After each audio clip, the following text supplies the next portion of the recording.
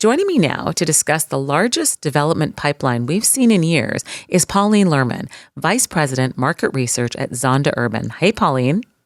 Hi, Javel. How are you? Good. Thanks so much for joining me this morning. Thanks for having me. So they're saying that between the start of 2020 and the end of 2024, the City of Toronto has received proposals to build over 800,000 residential units. But only about 86% of those homes 86% of those homes haven't even been built yet. What do you think about that? Well, that sounds about right. I would say I've been doing this for about 25 years now, and never once during a time when any of us who are kind of data nerds would be working on it, have we ever seen the number actually go down. So the number of applications have always grown. So we've never kind of seen a recess in that front. So the trend kind of continues. I'd say also that during 2021 period onwards, it was very common during the market period there for developers to kind of go back and look for more height. We've also seen changes in the minimum parking standards across not just Toronto, but other municipalities, or have to kind of reconfigure what the parking they could get, or, actually mainly reduce that parking.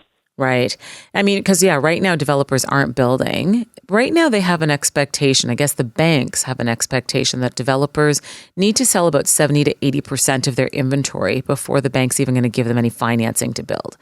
And given how many investors have sort of left that market, do we think that the banks need to change that 70 to 80% policy in order to encourage developers to build? I think that would be a good start. When I started 20 years back, the threshold was maybe 50 to 60% on it. I think that maybe that's something to consider. I think it's kind of a pro and con on that front. I mean, you have that pro that, they want to actually make sure that the financial wherewithal is for that development at that high threshold. But at the same time, it is inhibiting. Well, especially right now when a lot of the investors have left the market and it seems like it's only about the end users. So, can the end users carry the condo development market going forward? I mean, so far it seems like they can't. Absolutely not at this page. And also, investors have always existed since the 90s during that front. So it's just a scale that we've seen recently, investors. Let's change the dynamics. And I was at the Land and Development Conference, which is the largest development conference for the industry during the year, about 2 days ago. And I think the real discussion there was how we could kind of plan to move forward with a change in the shift. We're having more end users in the market. So, the industry is aware of what they have to do on that front in terms of what needs to be done. It's just trying to kind of get that thing. And it's actually very, very important because projected out, we've got, less than 8,000 units that could actually finish by the time we get to the 2029 year. But over 70% of those aren't even under construction. So most of that is just kind of hypothetical supply.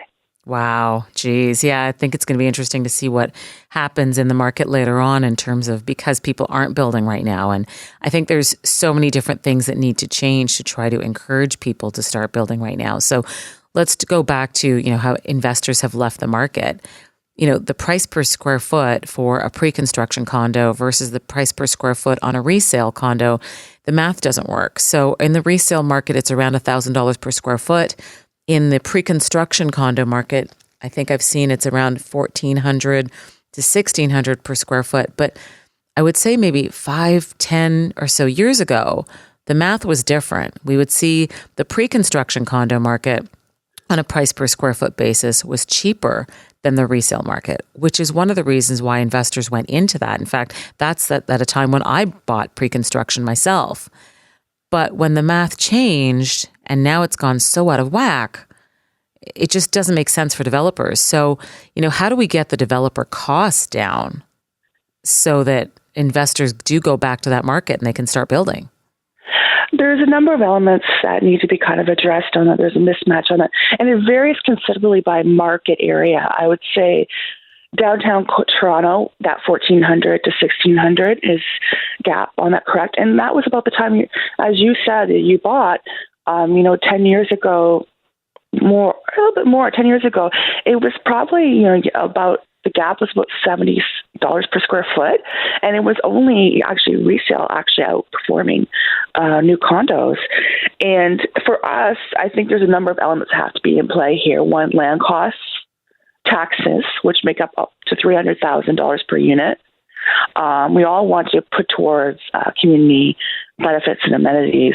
Just the balance has scaled so high on that end that it's very difficult to make the numbers work. On the cost front, like construction cost front, that's come down a little bit, and it continues to come down. This year, of course, everybody knows we're delivering a lot of units. We're going to deliver over 34,000 units, which is highly imbalanced to then go from like that peak to next to nothing in about 3 years from now. But after that, I mean, there is already pressure being felt by contractors and contracting firms to move forward with, better pricing, just when they're doing their specs with different developers on that front. And I think that's all kind of the different pieces that have to kind of come together. Right. To make it feasible. Now, I've also seen them suggesting that the development charges could be paid by developers once the condo has been sold and closed. Do you think that that's helpful to the developers? That's a big piece of it. They're paying interest on those fees, so they'll have to pull that money up front. Part of their financing with banks or mezzanine financiers is to pull that money to pay the city. So it makes more sense to not have that sitting on their balance sheets as they move to construction. They'll pay it at the end. Right. And now, what do you think of the city has a growing up guidelines where they're trying to encourage mid-rise and high-rise developers to give at least 10% of the units to, 3 bedrooms and 15% of the units to 2 bedrooms? My challenge with it as a real estate agent is when I look at a 3-bedroom unit, you're looking at $1 million or over $1 million. And at $1 million, you could just go buy a house now. You don't need that 3-bedroom condo because there's so much conversation about we need bigger condos. But if they're so expensive that you could just go buy a house instead, then what's the value in them? How do we get around this? I think that is a huge issue in terms of the end price. You're absolutely right. And then it's not even the case. It's also the layout right for a family to buy that. Certainly, we have seen more 2 and 3 bedrooms. They're on that front. Just a bit of it on that front. It's just that the sizing of those, there's a little bit of a fallacy that everything's being delivered right now is all really small, like crates. We're seeing of the standing inventory, this is units that are unsold, they're out there occupying or about to occupy. Over 50% are actually 2-bedroom or larger. So this kind of growing up guidelines amongst not just Toronto, but other markets has kind of come to fore. So there are units out there that need to be sold and they're built. I think that we need to kind of rethink how we do that. Sometimes a 2-bedroom and den or some sort of flexible unit, the ability to put units together if the family decides to do that would be helpful additions to that trend. Right. Yeah, because what I'm seeing with the 3-bedroom units is they don't end up selling in the pre-construction phase. They end up selling at the end after the building is bought. And so if a developer has to get 70 to 80% of the units sold, I could see why they're not going to build more 3-bedroom units because those aren't the units that will get sold in order to help them get their financing. So it's this, I guess, sort of, cycle that we're on that I think all the parts are not moving in the right direction in order for that to happen. And that's right. And larger units are always the last to sell anyways in the building, given the price point. Mm-hmm. If they're a high-end unit or a larger unit, a lot of those type of buyers, if they're in that spec, are going to want to see the built form. Absolutely. So that's a natural real estate progression in the cycle. So. Absolutely. Pauline, thank you so much for joining me this morning. I really appreciate it. Thank you. Have a great morning. Thanks so much. That was Pauline Lierman, Vice President Market Research at Zonda Urban. We were just chatting about the pre-construction condo market and how there is so much in the pipeline, but nothing is being built. Coming up next, we're going to be chatting with our weekend activity reporter, Glenn Crowder, about what's new and interesting to do in the city this weekend. I know there's tons, so please stick around. It's currently 8:16. You're listening live to Devel Morrison at 640 Toronto.